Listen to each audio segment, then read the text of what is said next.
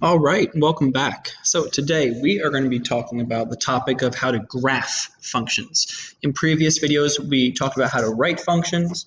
We talked about the differences between relations and specifically functions. And before that, we talked about graphing relationships. But now we're going to be talking about how to graph functions. And you do have your guided notes for it, and we're going to be going through that today. So without further ado, here we go. So when we are graphing functions, and it can look like any equation. It could be what's called a linear equation where your variable x only has one power to it, so like x to the first. So y equals 2x plus 3. That would be considered a linear function. We could have something that's called a quadratic function where it has your x value is squared. So y equals 3x squared. That could be a quadratic function. There's a lot of different functions out there, and all that we want to establish in this section is how we have our input and output tables, how we choose x values or use the x values that we're given, plug it into the equation, and then get out a y value and plot it on a graph. That's the main gist of what we want to do today, is just understand how we're going to be evaluating those equations with specific or choice values of x to see what y corresponds to that x value to then graph it. So when we look at our notes, there are 3 steps to graphing a function. And let's say we're given that we want to graph f of x is equal to the absolute value of x plus 2.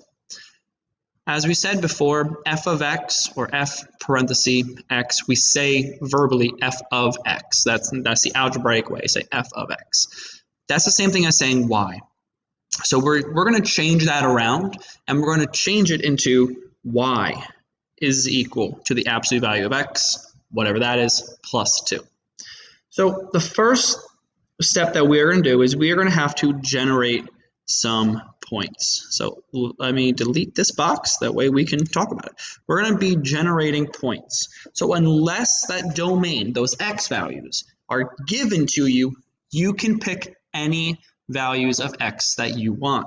Within your guided notes, when you do start working on numbers 1 and 2, number 1, the domain is given to you. So you're given a set number or set values of your domain, your x values.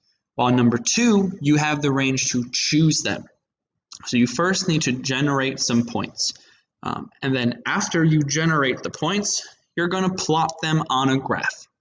And once you plot them on a graph, you're then going to connect the points. But let's look at what we call an input-output table. And we get this name, the input-output table, by choosing our inputs, our domains, plugging it into the function, and receiving an output, your range. So you choose an x value or you use the x value, you plug it in, you see what y value you get, and then you plot it. So in the first, we have the domain of -2, or x value of -2.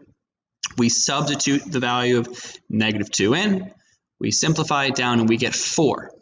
Therefore, the y value is 4, and we have a coordinate point, -2, comma 4. That means the x value, -2, goes to 4. Then we're given the x value of -1. Again, we substitute it in, find the absolute value of -1, find that's 1. 1 plus 2 is 3. Therefore, the x value we started with was -1, comma, the value we ended with being 3. And we continue that process all the way down. And typically we want to have about 5 coordinate points. Normally, when you are choosing your own, especially in the very beginning, you want to have 2 negative values. You definitely want to include 0 and then 2 positive values.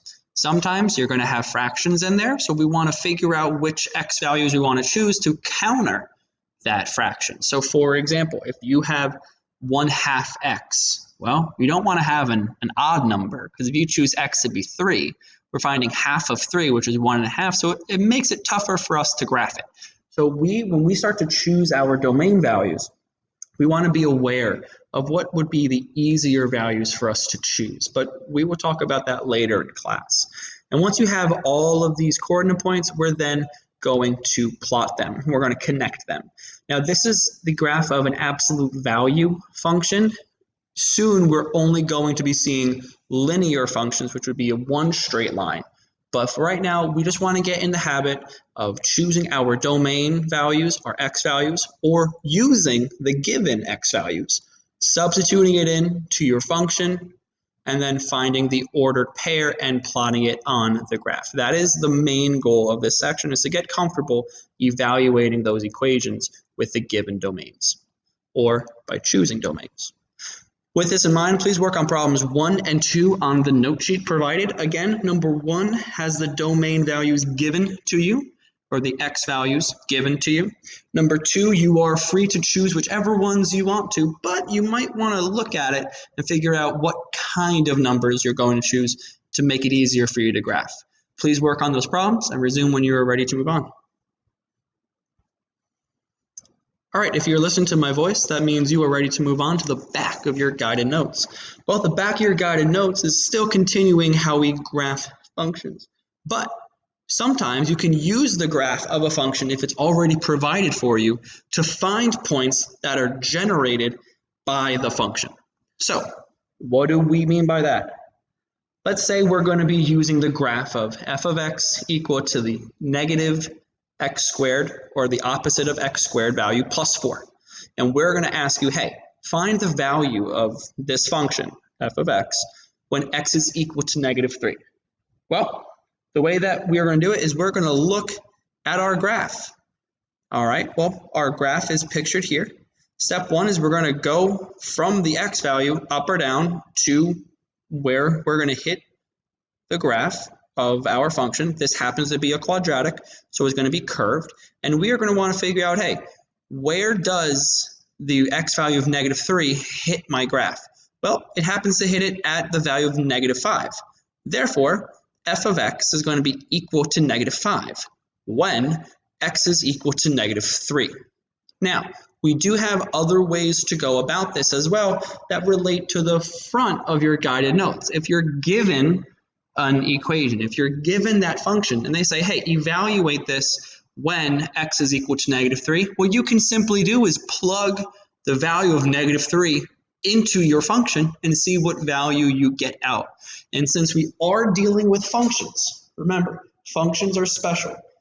An x value pertains to only one y value. An x value is never repeated within functions because we have that vertical line test. And as you see with this, what we call a quadratic, if I create that vertical line, if I create it and I hover it all the way through, come on, smartboard, there we go. I hover it all the way through, it's going to hit that curve at one spot every single time. So this given graph is a function because it passes the vertical line test, and we can determine values of that function based upon looking at the graph and applying it to the coordinate plane. We also can figure out values by taking that domain or that x value, plugging it into your equation, and then finding what that value is when you plug in a specific domain. Awesome job, folks. Please work on problems 3 through 8 on the note sheet. Please jot down any questions that you have as we will go over them together in class. Great job today, folks. If you have questions, let me know. But other than that, have a great day.